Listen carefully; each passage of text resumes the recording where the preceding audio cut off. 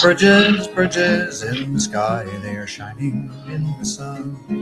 They are stone and steel and wood and wire, they can change two things to one.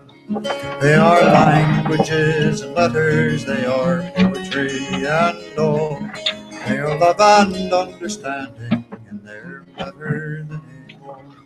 They are languages and letters, they are poetry and all. They are love and understanding, and they're better than anyone.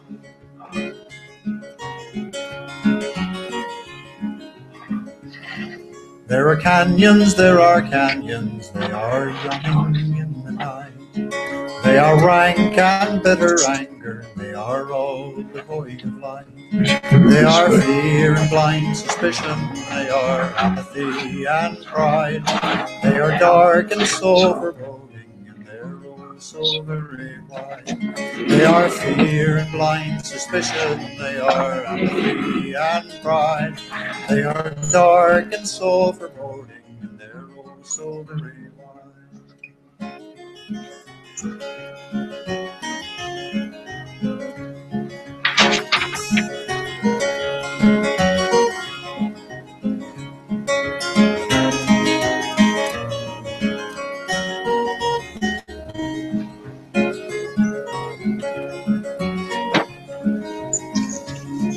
Let us build a bridge of music, let us cross to the song. Let us span another canyon, let us right another wrong. Oh, and if someone should ask us where we're off and bound today, we will tell them building bridges and be off and on our way. Oh, and if someone should ask us where we're off and bound today, we will tell them building bridges and be off and on our way. We will tell them building bridges and be off and on our way. We will tell them building bridges and be off and on our way. Thank you, Bill Staines, for allowing us to use this music on Bridges programming. Which came from his CD called The First Million Miles. The First Million Miles. And we are going to, let me see if I can move this stuff a little bit around. We are here on Friday evening. This is a live show. We're going to be here with you for about an hour. We're experimenting with it. We're going to try a shorter time because we get really tired. And I'm getting too old to keep doing this. So if anybody wants to join us and do programming, talk about the HREM, then we are more than welcome to join us. I'm just going to play this game here a little bit. We are going to, again, talk about Buckminster Fuller. And this is the fourth part. The fourth program that we've been addressing his thoughts. And let me give you some housekeeping. Our goal is to promote the Human Renewable Energy Measure and all humanitarian things. And we think that what's the problem with the system, the problem with the economic system, and the problem with humanity and why we're killing people is because we don't have a measurement, just like gravity used to be a measurement. Gravity was obvious, we had gravity, but we never had a measurement until 400 years ago. And I think that, and the people we deal with also believe that we need a physical measurement to say that all humanity has to have a start point or measured in energy units that can't be manipulated by the system. And Bucky said the same thing. Buckminster Fullers said we need to value things in kilowatt hours. And now he's going to talk about energy units. Energy units. Right. He was very convinced that it needed to be some kind of neutral energy measure that economics would rotate around or use as their base of value. But we've carried it further than that because we don't want any one organization or sovereignty or religion or government or whatever to or economic system to be able to control that through pricing, through manipulation. And we think that the best way is that every human being be empowered to protect what the base value of economics is. And the simplest way to do that is to assert the survival needs of every human being as being primary. And Susan says the survival things are physical. They're physical things. We Right. all Scientific, physics, physical. Physical things. And physical things mean we know we have a certain lifespan like any other thing. And our lifespan is about 80 years of age, more or less. I mean, some people live to 120, maybe some people die at 20. But the reality is that on the average, an 80-year lifespan in today's world is not uncommon. We all need a million calories of food that we get from the sun, and 1 million energy units of water which we get from the sun. And our shelter can also be measured in energy units for the base needs met. And that's a more or less recent thing, because now we have the ability to use computers for this purpose. That you can systematically, humans can enter statistics from every area where they live. They can enter their needs of their citizenry, because that can be computed now. And a computer then can synthesize all this. And Buckminster Fuller foresaw that. He lived to be about 83, lived to about the early 80s. And he was able to see the beginning of the computer, and he recognized the potential of it to be the thing that can, systematize. We could use it as a tool to systematize and make fair the distribution of essential survival needs for every person in the world. I want to clarify that, and he's not the only one. There's a fellow by the name of Jacques Fresco and Roxanne Meadows. They're working on the Venus Project. He says very similar things. When make fair, the first step is to get the measurement in place that all human beings use a certain amount of energy units for their food and their shelter and their This is what could be described in Buckminster Fuller's word. You call this their living rate. Living rate. The things that keep them alive. And that's throughout physical. their one lifetime. No, and there's a lot. There are these basic similarities between all of us. So education is one of them, and education is imperative. And education should never, ever cost anything. As far as it's always going to take your lifetime it's all to around educate. us all the time. But anyway. it's always there to learn. Be it right. and more so than ever before now, because of the internet and all of the information. And the natural phenomenon. And before that, of course, you could go to the library and get books and read them. But now it's even easier because they're right on your phone. The books are right there. Actually, I'm reading, Origin of the Species now on my phone. I mean, who would have thought, even 10 years ago, this could be possible? It's wonderful. You have a little spare time, doing your regular tasks of everyday tasks, and you can just take your phone out and scroll to wherever your ebook is and read, a couple of chapters. Learn. And keep on learning. It's like an ongoing process. I want to do some more before you start up. I want to do some more homework. Right now, if you're watching us, you can go to live on Hangouts on Air, and there's a way of calling us and getting on. I don't know how to do that yet, but we'll learn. But there's ways of getting through us. Also, Skype. We have a Skype line open for Bridges Programming, jeffbella.bridges programming. I think that's what it is. And then we also have a nonprofit group we work with called Renew the Earth. And Renew the Earth is a group been around for many, many, many years, talks about renewable energy. And we have online, there's a book, and you can look at the book. If you can see it, it's a not-for-profit, it's a 501c3 organization. And there's a book for children, and it's called Illyria's World. And if you're online right now. Child's Introduction to Climate Change. And it talks about a robot A real robot, by the way. It's a 7-foot-tall robot and a little girl named Illyria, who's also a real girl. But the book itself is fiction about the robot and the little girl. Mhm. And it talks about climate change, and it talks about her experiences. So if you have a child, you can download this book free. It's a cartoon book. I think it's about 40 pages or something. Oh, I don't pages. remember now, 30, I think. 30 pages, so you can download it, and it's free of charge. Please distribute it. Please get people to help on Bridges programming. Humanitarian program. Humanitarian programming. To help us all. And if you want to support us, do things better. If you want to support a nonprofit group to help move this stuff forward, Renew the Earth. You can go online and contribute if you choose to. Again, we are not here to get your money. We're not here to get. We are here though to try to propagandize you guys to do in a nice way. In a nice way to try to promote the renewable energy measure, the Human Renewable Energy Measure.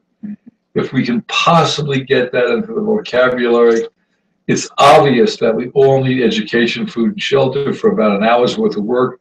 If you're working 16, you're all alive today, but we're working 16, 18 hours a day. And we need to get that down so no human being anywhere in the world has to work more than 2 or 3 hours unless they want to. And that's where the individual comes in. Okay, I'm going to let you read a bit and see what we can, and find out why this is such an important measurement, and why we think that Buckminster Fuller was right on the edge of right where we on. Because he loved science, just before, and he loved numbers, and he loved geometry and trigonometry, and he loved choosing paths using physical reference and real life experience, and he is. He lived to be quite, old anyway, and he was 83 or so when he died, and he spent at least 65 years of his life dedicated to trying to advise everyone how to make the world a better place for everyone. And he did lectures, he wrote books, he very, very determined to show that what he felt he was an average person, and just to show that what an average person could do with their life to help humanity, that no organization, no government, no corporation could possibly do. He believed in the power of the individual, in the power of the average individual. And he felt, I think, that everybody was an average individual. That's why he insisted to be being called Bucky. Referred to, by his nickname. And in the last program we did, I think it was Wednesday, we started covering in his book, Critical Path, his idea of the artist-scientist, or the scientist-artist. And he describes what he means by this.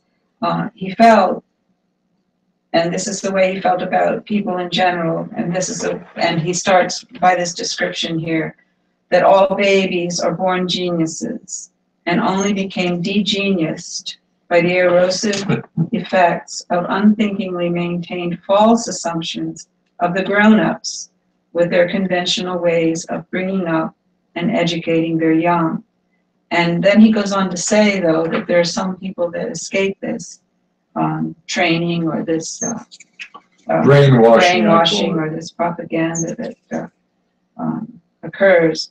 And he said, quote, there have appeared from time to time individuals who grew to maturity without losing the full inventory of their innate, intuitive, and spontaneously coordinate facilities. These unscathed individuals inaugurated whole new eras of physical environmental transformation so important as to affect the lives of all ensuing humanity.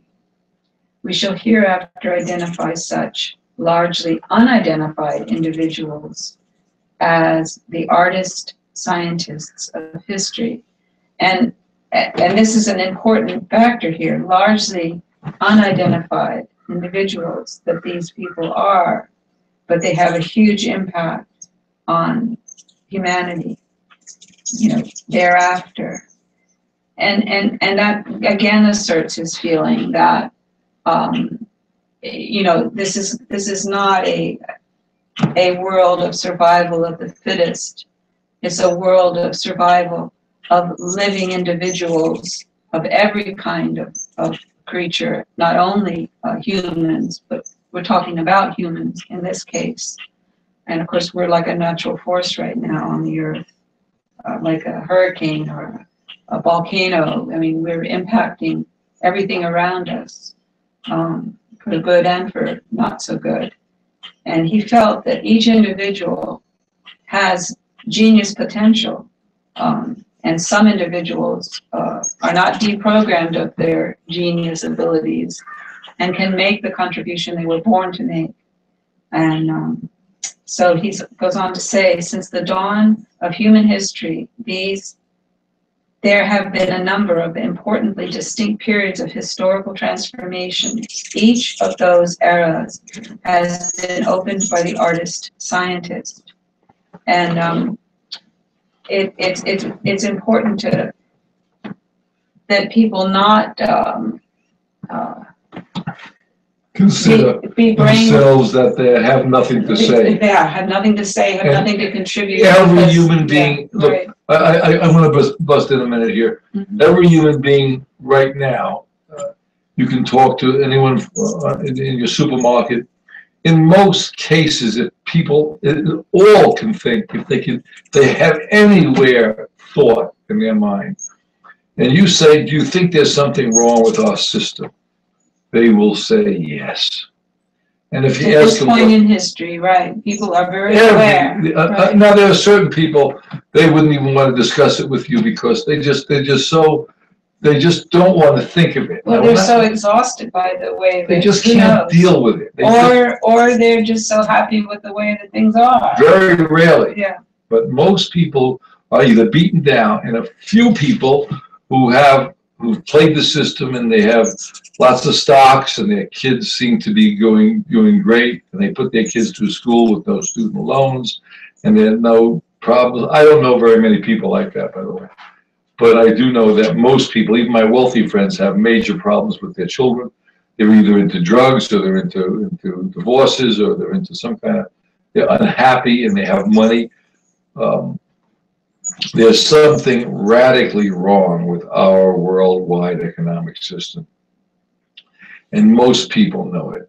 And what I'm trying to say is everyone has a contribution they can make to make things better. Think about it. Right. And politics is controlled by money or economics. So no matter what, so you can't blame politics because the political system is controlled by the economic system. So you have to ask yourself what's wrong with this economic system.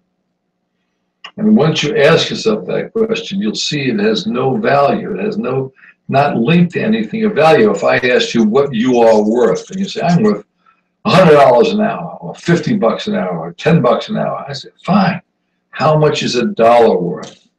You really can't answer that. You can say, well, $1 get me a hamburger somewhere in one of these fast food stores, but what's it really worth compared to your life? And that's why we're talking about a renewable energy measurement, a human renewable energy measurement. And we are renewable. Our energy is renewable. We are gifts of nature. We eat food. We drink water from nature.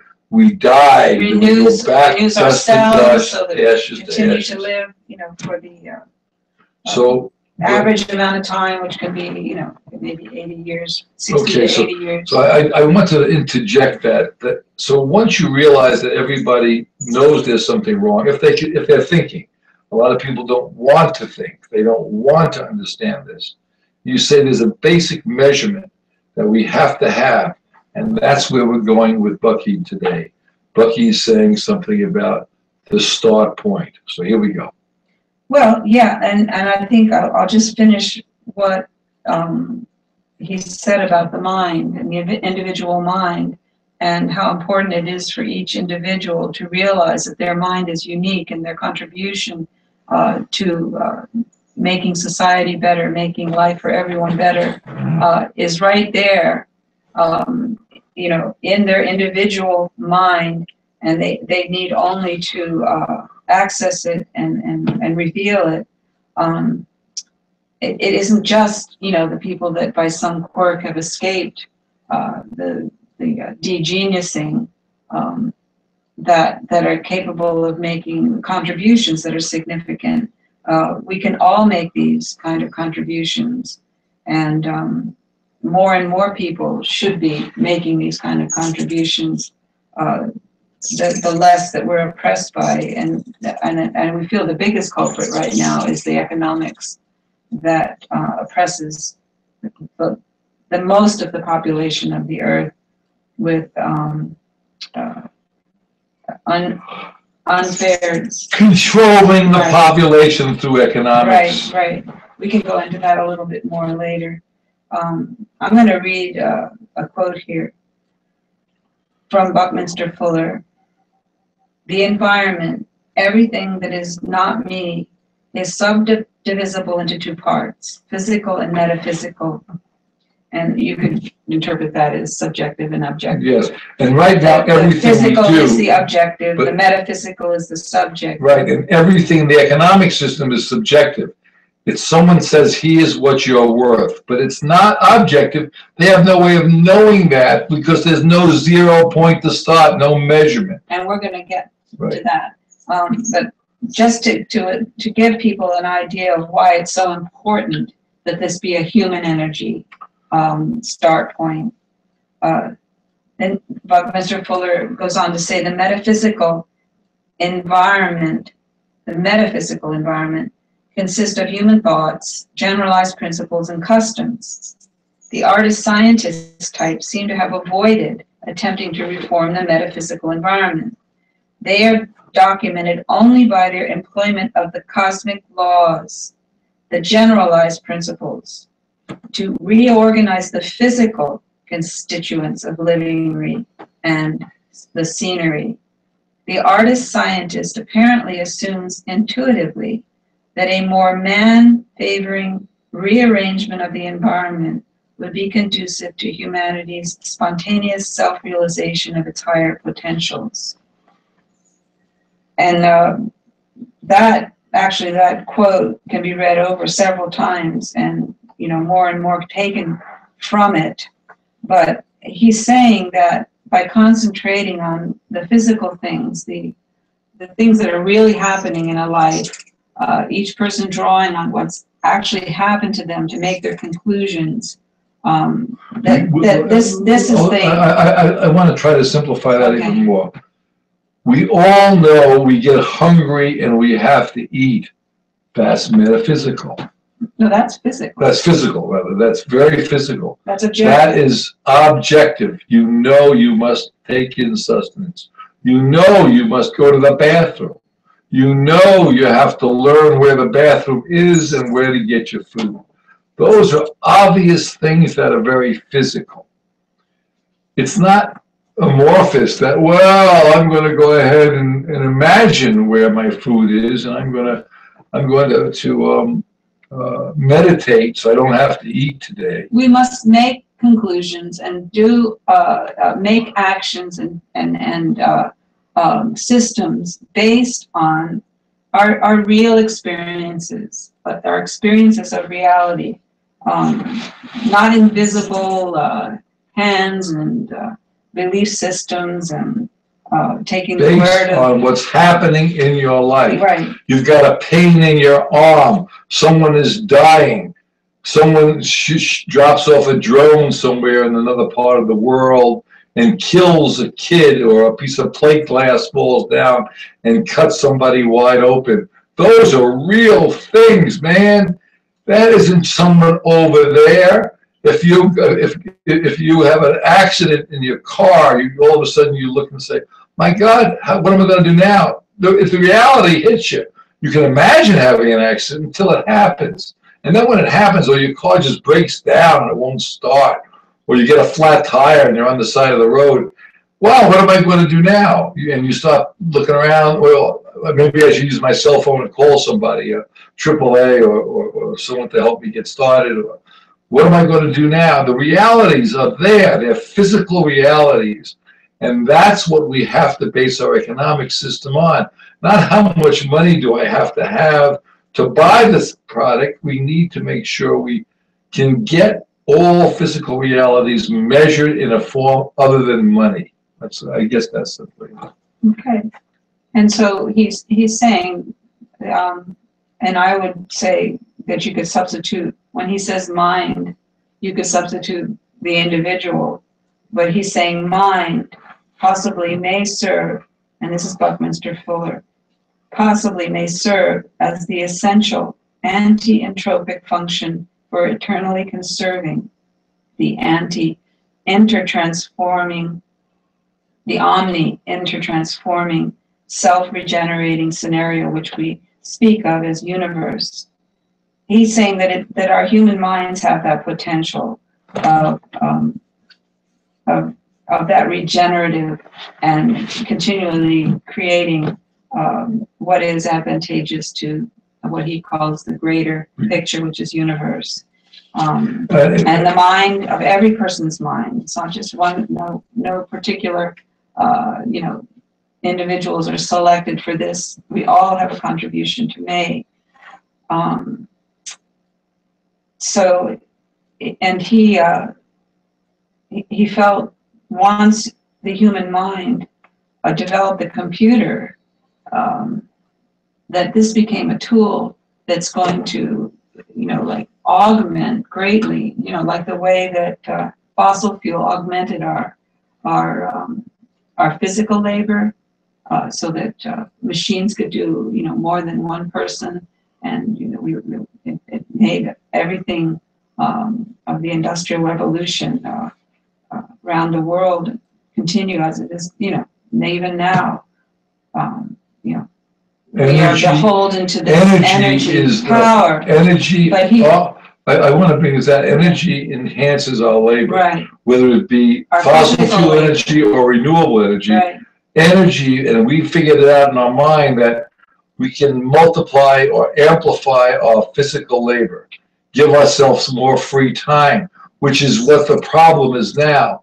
People have no free time because a small group of people are manipulating the economic system to take the energy that we are using and take our free time away, and then take the extra value that's being generated from the technologies. Right. And that's why we have wars. But that's, and the hoarding of this extra value is and not, reinvesting it in people, in better quality of life for everyone around the world.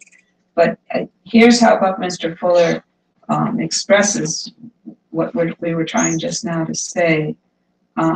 Quote, "No factor operative aboard our planet is so effective in aggregating, reorganizing, concentrating, and refining the disorderly random resource receipts as is the human mind. Human mind has discovered a number of cosmic laws, generalized scientific principles. Human mind developed the computer, whose combined information storage and retrieval vastly augmented human brains. Information storing,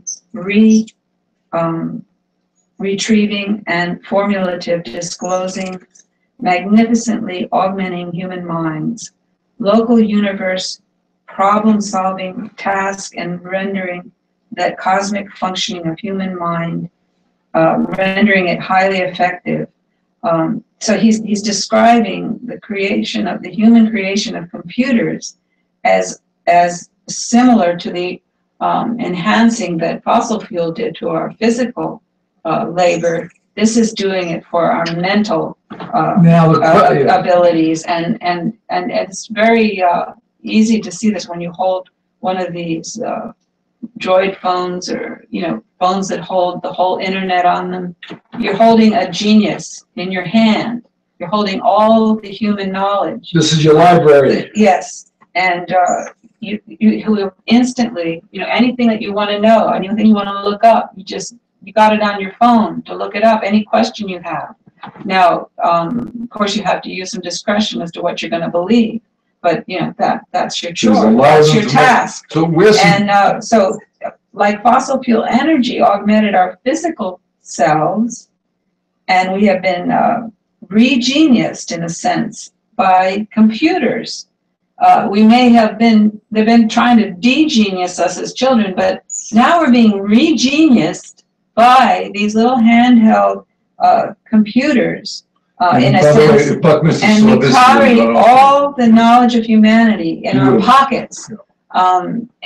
This is augmenting our, nobody can store everything that was ever learned by people and passed down. Nobody can store all that in their mind and keep retrieving it without refreshing it over and over again, like a teacher does to do lectures in a class or something like that. And of course, they use notes too. Some can speak right off the top of their heads if they've done it long enough. But it's just you need, like, I've got my cheat sheet here. I write down what I feel when I'm reading is the most important things, but then I have to refer to them again. The human mind is greatly augmented by being able to carry. But we haven't shared the extra value. The basic needs met because of the computer, because of energies. We haven't been able to make sure all humanity has their basic needs met. And by working 1 hour a day, you can get rid of the minimum wage because it doesn't mean anything. But we need a living wage, all basic needs met. And for 1 hour of work a day. And then you allow people to use the free market truly becomes free. We're going to take a little break. Oh, okay, we're on the break point. And we'll be back in about 5 minutes. And then we'll talk about the zero. And this is In Good Company by the Foothills Trio. We're going to talk about the significance and we're going to find out why the HREM, compared to Buckminster Fuller, the Human Renewable Energy Measure, can be the zero of our economic system. Why it's so important. We will be back in about 5 minutes.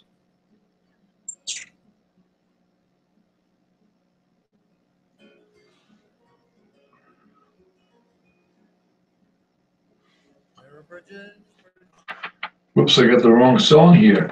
What song did you I wanted to have We the People. We the People. Okay. That's the one. Sorry, we'll be back in 5 minutes. Which one?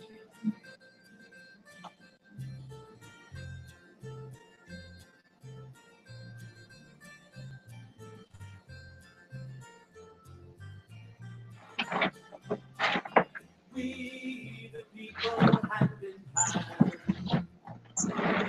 We the people understand that there's an answer, there's a way. We the people have to say. So send the orders to prepare. There we are. Is it going to stay? Yeah. There we go. Display.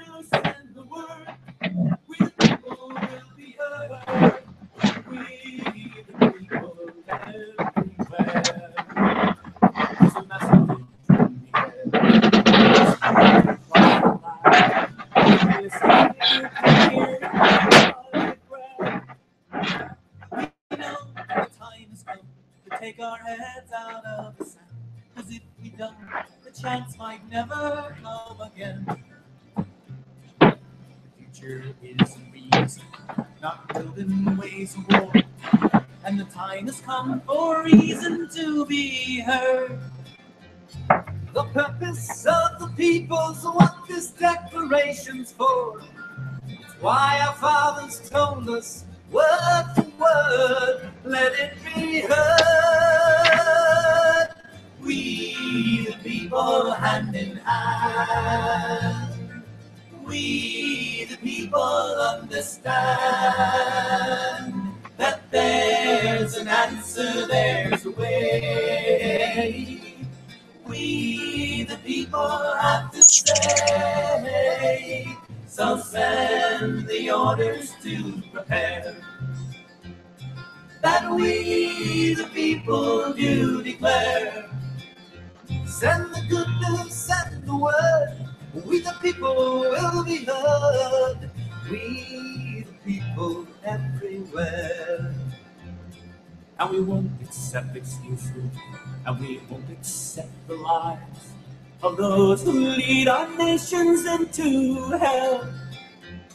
It's time to call the bluff and say to them, enough's enough. It's time we all should hear the tolling of the bell.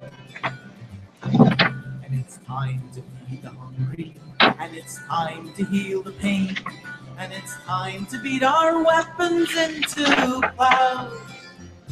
It's time to hear the voices that have risen once again. It's the voices of the people, clear and loud, singing proud. We the people hand in hand. We the people understand that there's an answer, there's a way. We the people have to say. So send the others to prepare, that we the people do declare. Send the good news, send the word, we the people will be heard, we the people everywhere. We the people hand in hand. We the people understand that there's an answer, there's a way. We the people have to say, so send the orders to prepare, that we the people do declare. Send the good news, send the word, we the people will be heard. We the people, we the people, we the people everywhere.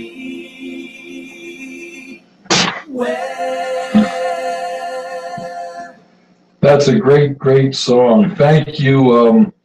Foothills Trio. Thank you, Foothills Trio. That's a great piece of work. And thank you for letting us And use thank it. you for letting you use your work on this. That's we had permission from them for a lot of the shows we have done. And that's one of the songs we play on all of our programs. Okay, do you want me to Yeah, go ahead now? And Yeah, please did go you ahead. Because you're doing some Yeah. technical stuff there. I wrote in the summary today that we were going to talk about Human Renewable Energy Measure becoming zero, represent zero in our world economics. And I'm going to try to, with Buckminster Fullers' help, to express why zero is so very important. And we didn't have that to guide us in our organizing of information, our organizing of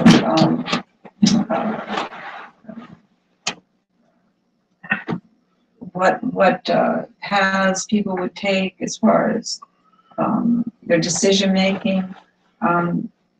For a very long time, humanity didn't have the concept of zero.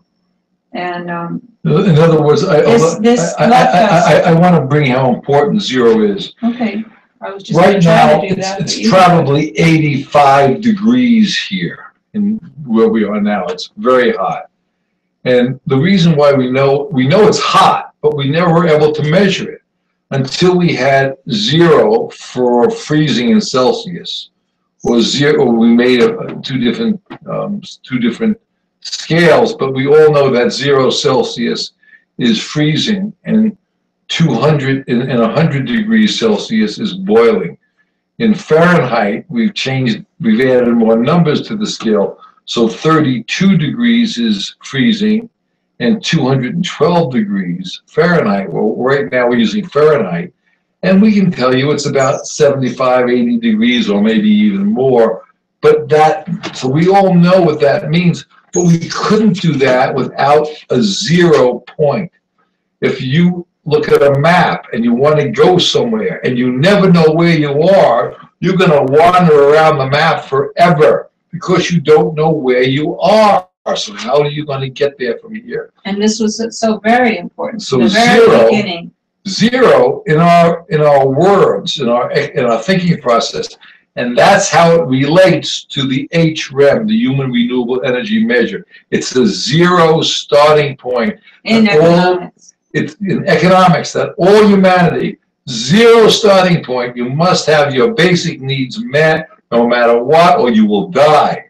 And this was, and that's where you're saying, like you look on a map and you're trying to figure out where to go next. Like if you're at a welcome station or stop for a break and there's a map there, and you'll often see an arrow and it says, you are here. That is where, that orients the whole rest of the map to you. That's the 0 point. And that also is, the way that the real power was transferred during the beginnings of our social history, when kingdoms and powerful tribal systems that started out with on islands and stuff, and the peoples found that when they could navigate, when they could locate themselves somewhere, and then be able to take their boat to another point consistently in reference to stars. And of course, Buckminster Fuller makes the point that that's the beginning of trigonometry started, with because navigating. They can triangulate. Right. When you say trigonometry, they're able to triangulate from a star to a point to another point and know where they were. Right. And if you continue, and knowing where we are has always been the most powerful thing that people can know. How many of you have gotten lost and you don't know where you are? So you call someone, you ask somebody, you knock, where am I? And if you don't have anyone who can tell you where you are, you can't get to where you want to go. And that's why the HREM is so important. Right. That's why this 0 point is so important. You must know where you are so you can get to where you want to go. Right. And in math, the 0 operates that way. And Buckminster Fuller, in this, I think it's chapter 3 or something, he goes through how long it took for the general population to be allowed to even understand the concept of 0.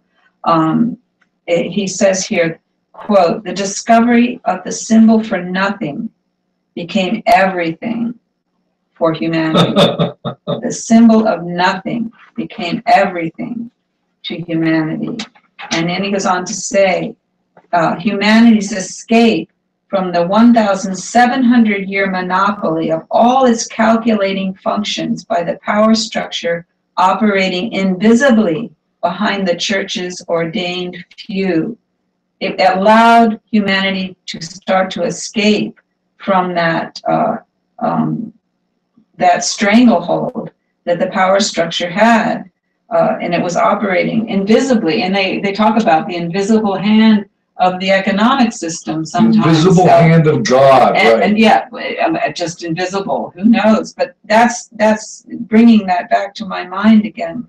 That there is no starting point in the economics still. It's still 17,000 years ago that what the economics we're using now is still that ancient. It has not come into our 2015 mental functioning yet. It's still a medieval, deeply manipulated power structure operating behind the scenes and not to the benefit of humanity.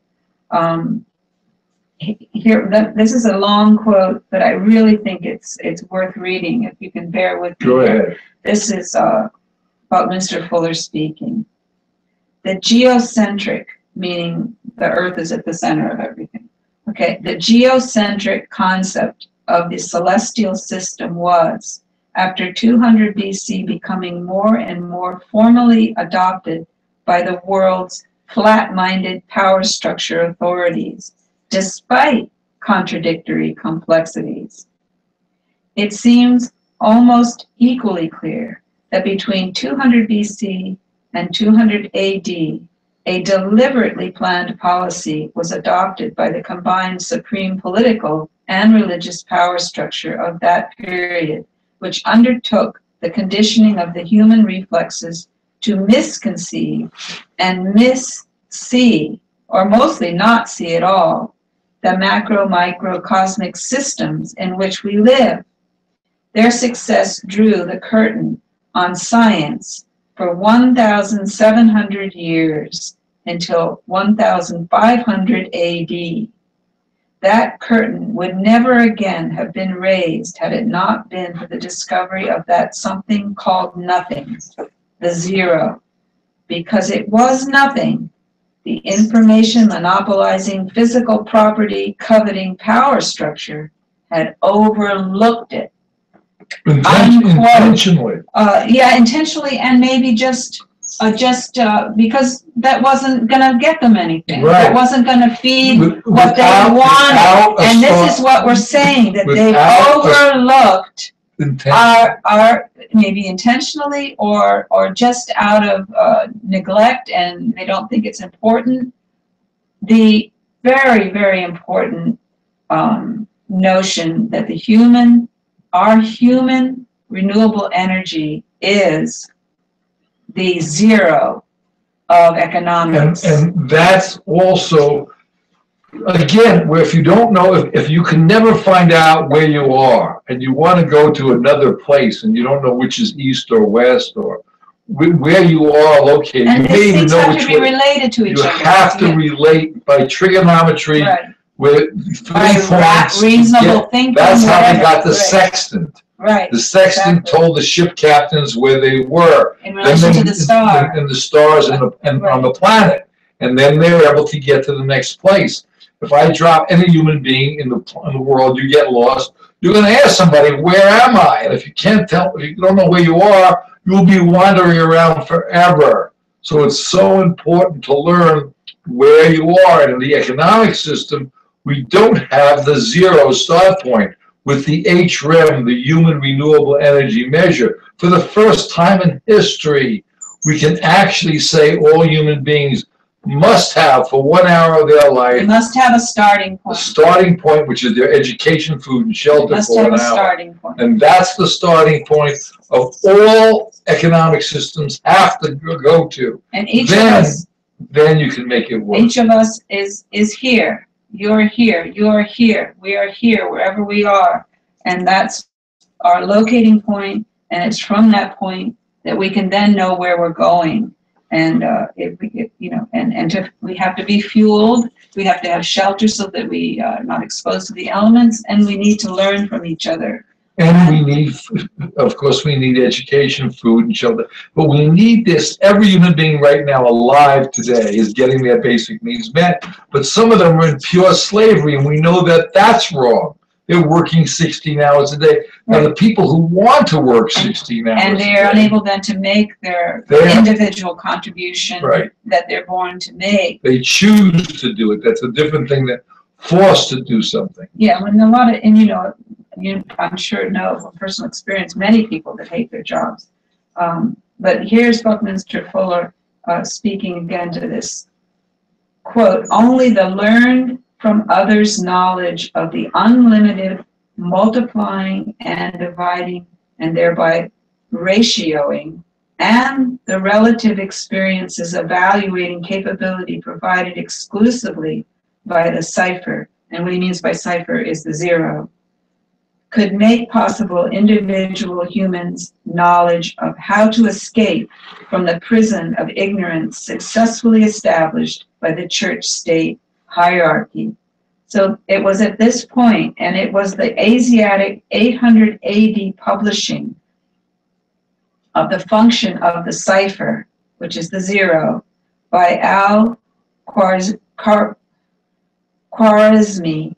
It's Khwarizmi, and he was an Arab that ultimately saved the day when, in about 1200 AD, knowledge of it reached northern Italy and southern Germany by way of Carthage in North Africa.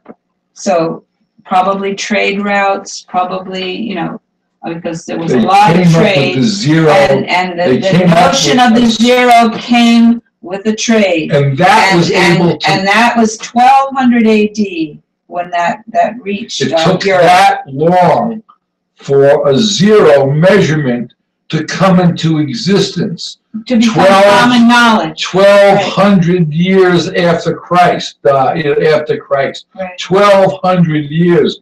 That's what I'm saying. It takes so long for you. We are such in our infancy. We are in such infancy that it's amazing to me. It's just amazing. Anyway. So that's about 800 years ago. Right? No, 800. Yeah, about 800, 900, 800, let's say 900 years ago. It's a blink of the eye. So, and then this is a final quote that I may go back to other ones, but Buckminster Fullers says here, the Emperor Pope, and that would be the power structure. The Emperor Pope did not want any of his subjects attempting to set in order the facts of their own experiences. And that's what the zero did. right. It set in order. It started to make sense of the facts of their lives. Right. How old are you? Right. I'm 22 years old. I'm 70 years old. Where does this start from? Yeah, if it doesn't start somewhere, it doesn't mean anything. And that's why it's so hard for me to understand the Bible, because they didn't have a zero start at that point. How did you measure the lifespan of someone if you didn't have a zero start? How did you do these things? How did we come to these understandings if you didn't have a start point? So this has all been fabricated for years prior to this. You needed a zero, a start point. Where are we? Where are we located?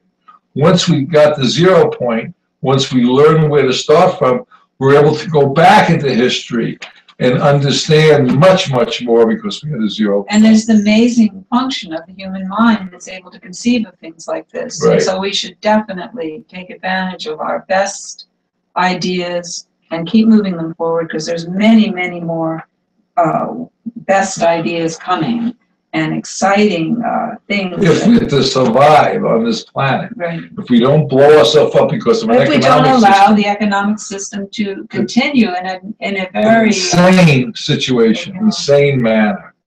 in a dehumanizing Right, manner. it's an insane manner. And emphasis on war, and not, as Buckminster Fuller would say, on livingry, and instead emphasis on weaponry. Any of these things that we've learned to live with, and we've had, ever since we were born. I was born into the generation that went through the Vietnam War and watched the 60s, yes, 70s. and there's still people, of course, living who were involved in the Korean War. But they're dying out. But And there's a few wars that are still but around that were in the Second World War. But these wars are not possible without a central bank that wants. They're not without possible. the kings. The And without kings the are kings. as Bucky calls them, the pirates. And by the way, in case anybody's interested, the kings always took, they controlled their population. And all these kings would fight for land, and they would fight, and they would kill one another. So one day, some of the kings got together and they said, let's have the United Kingdom. So we stop killing each other, but we still control the economy. Now everybody, I think, if they're alive, has heard of the UK, the United Kingdom. Well, what do you think that means? Then they changed it to Great Britain. And to this day, our time is off of Big Ben. It's controlling the economic system. But it's no longer in England or Great Britain or the United Kingdom. It's a worldwide small group of pirates that are running our world economic system. And if you don't believe it, It is passed down to us from 800 and more years ago. but the year 2016, it takes $1 billion to run for office in the United States. In the United States for you to run for president. Now there is something radically wrong, That's and then they say, well, we have to have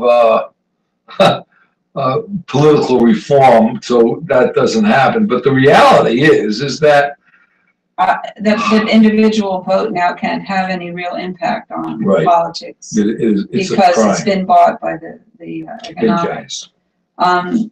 But there is a way out. We all have it. We all have the potential of what Buckminster Fuller calls the artist-scientist. We're all born with that. And he says, quote, people, all humans are born with a comprehensive and superb inventory of subjectively apprehending and synergistically comprehending faculties, as well as objectively articulating capabilities. So we have both. We are the scientist, well, he describes the artist first here, and then, and a scientist at the same time. And those two things in our brains are what he feels will save us. But right now we're doing only subjective. The economic system is totally subjective. How much is a currency worth, and how much is a human being worth? It's subjective. Once we get to the objective measure, which is the Human Renewable Energy Measure, then we now have the objective measurement, and then we can allow the subjective thinking process to take effect, so all humanity has their basic needs met. We're going to cut this program a little short today because it's very warm, and we're going to try to get to 1 hour programs. And I would love to invite more people on to do programming if possible.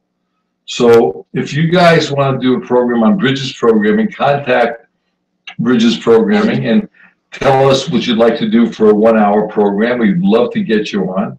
If you have a computer and you're watching this show, you'll be able to do, you can do a program on a podcast. We'll put you on the air where you'll go on to many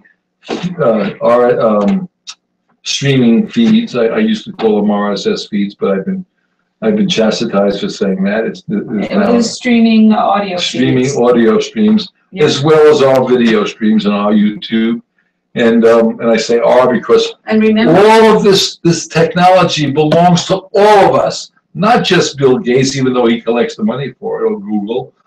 But they all use mankind's thinking process. The reason I'm showing the dinosaurs is they were very objective about everything. I don't think they were operating on belief systems. And look how long they survived. Until they had a calamity. Until there was a real objective calamity of some kind, which we don't quite sure what happened. But we could benefit at this point by some objective thinking about what people really need, and not just notions of scarcity, which are lies. And thank you all for listening. Please think about all Tune in again.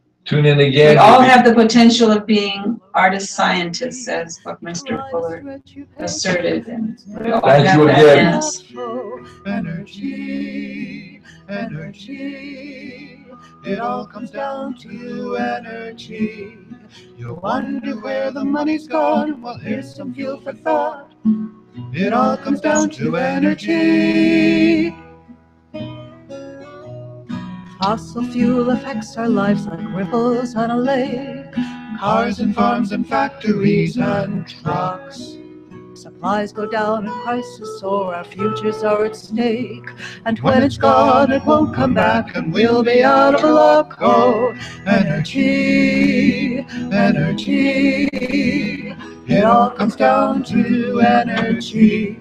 You wonder where the money's gone? Well, here's some fuel for thought. It all comes down to energy.